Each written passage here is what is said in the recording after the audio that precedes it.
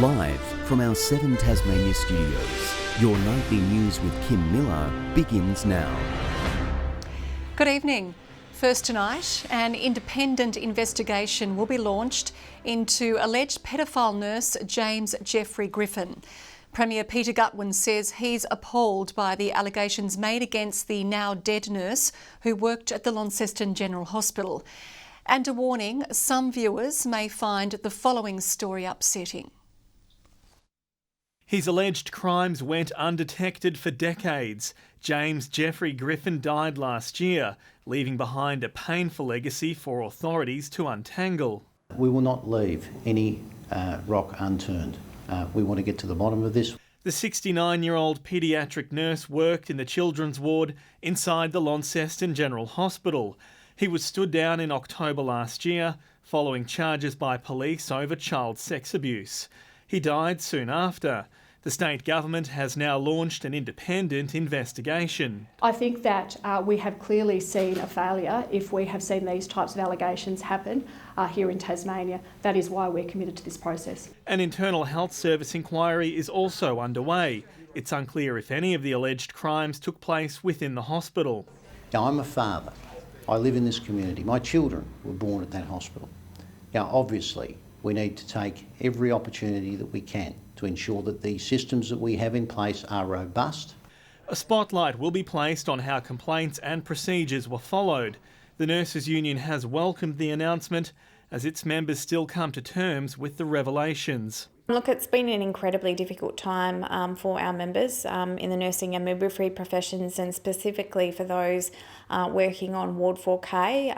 Former Health Minister Michelle O'Byrne says she was never made aware of the claims. No, and I think that's one of the things that the inquiry needs to look at. I understand that there were formal allegations made in 2009 and 2017 which don't appear to have been dealt with correctly. Who conducts the investigation is yet to be decided. Sean McComish, 7 Tasmania News.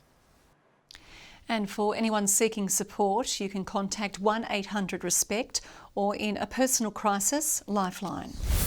A man involved in a violent brawl at an Ulverston pub earlier this year has pleaded guilty to a fray and assaulting one of the patrons.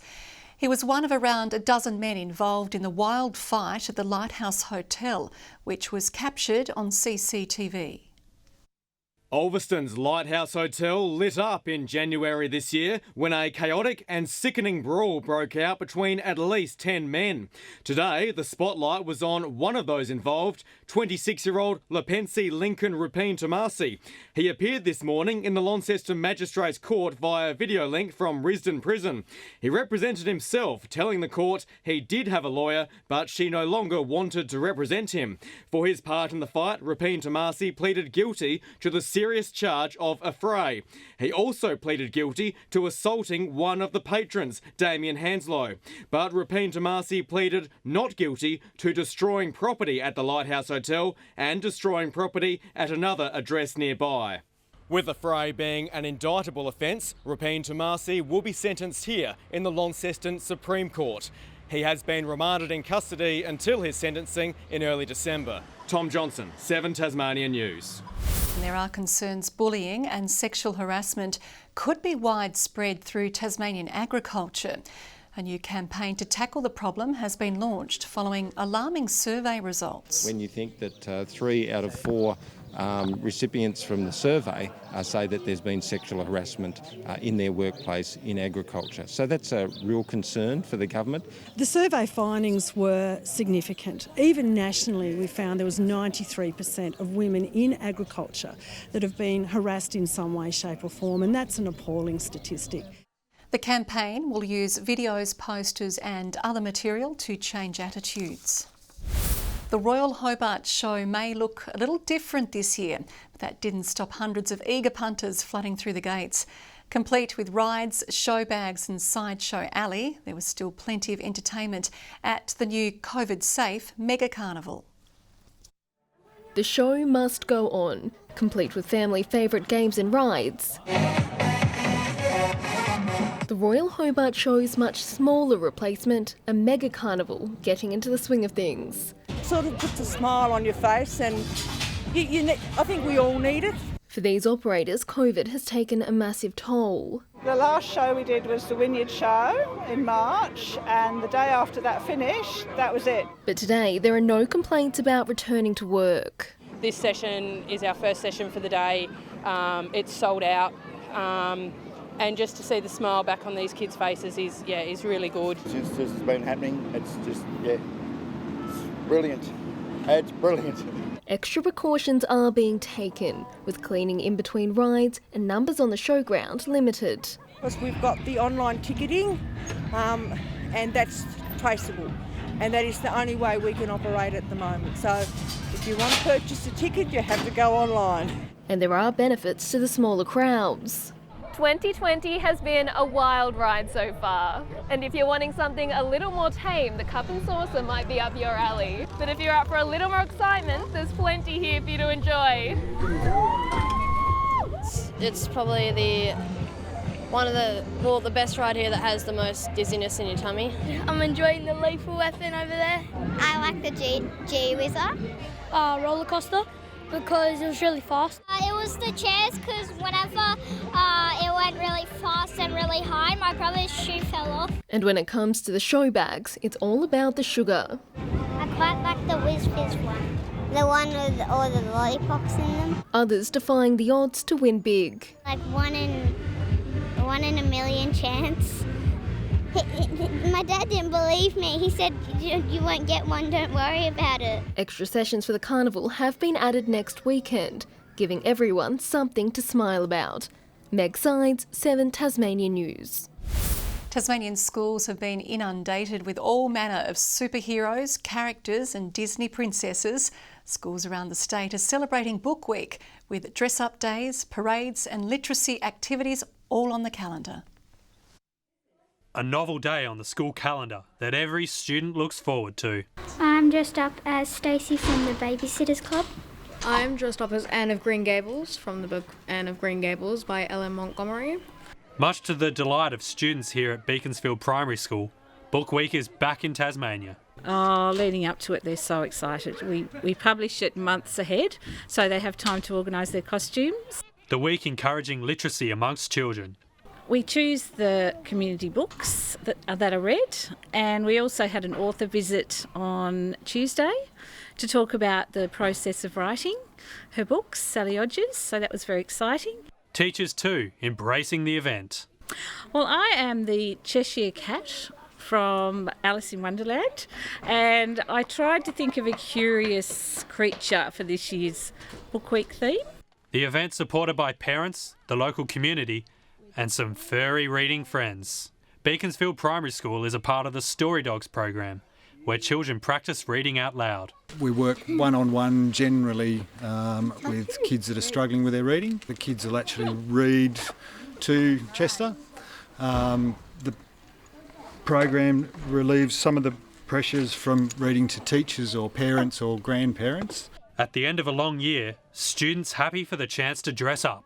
Because you don't have to wear school uniform. Josh Duggan, 7 Tasmanian News. Labor has raised fresh concerns about TAFE after a dramatic drop in students. It says the number fell by more than 1,600 between 2018 and 2019, calling for a complete rethink of Tasmania's skills sector. As we try to rebuild our state through the pandemic, we're going to have to invest in quality training.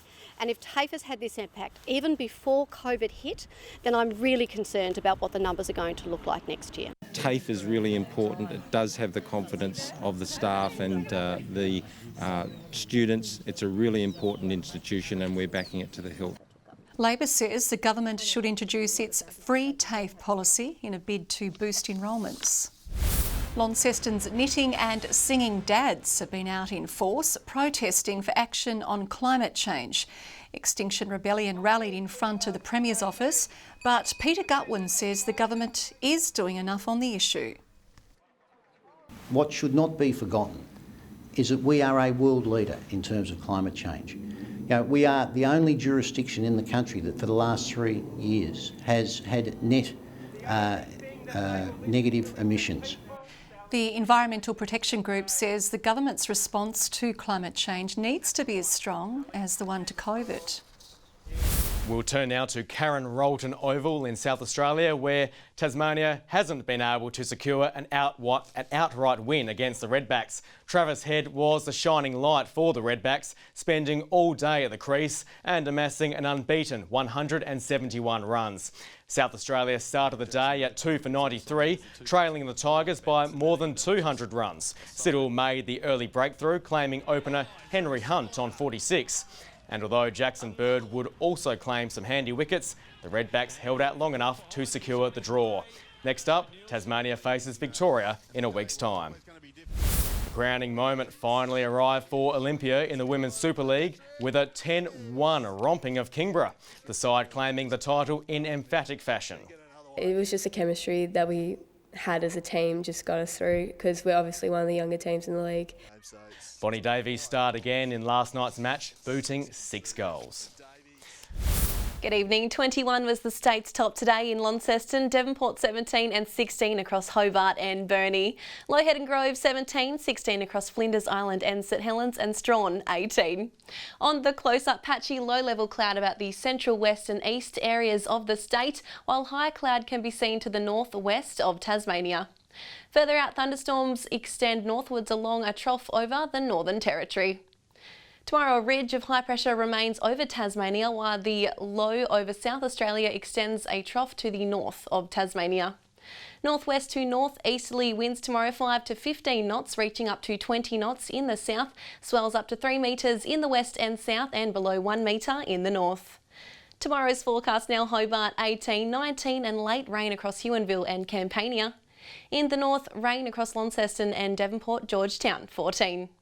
Burnie and Wynyard tomorrow 15 and rain 16 at Strawn. Rain developing about St Helens and Swansea, Port Arthur 17.